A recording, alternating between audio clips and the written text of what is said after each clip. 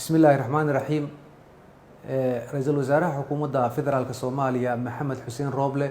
waxa uu casuumaad u diray madaxweynayaasha dowlad goboleedyada xubnaha ka ah dowladda federaalka Soomaaliya iyo gobolka Banaadir isaga oo ku casuumay inay ka soo qayb galaan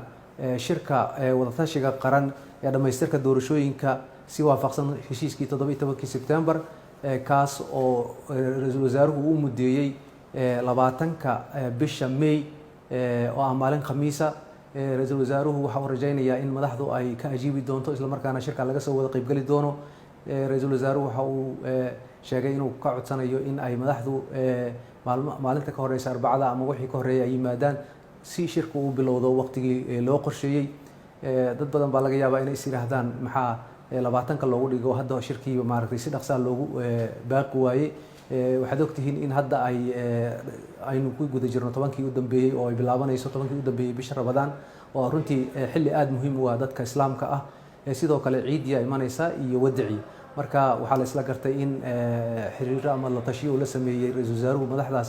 in ay ku haboon tahay in laga dhigo 20ka waxaan rajaynaynaa shirkaas in dhamaan laga soo wada qayb gali doono ummadda Soomaaliyeedna maaragtay waxay ka filaysaa shirkaas insha Allah in uu noqdo shir horseeda kii heshiis lagu gaari lahaa doorashooyinka isla markaana dalka ay ka dhici lahayd doorasho xor iyo xalaal ah aad iyo aad u mahadsantiin.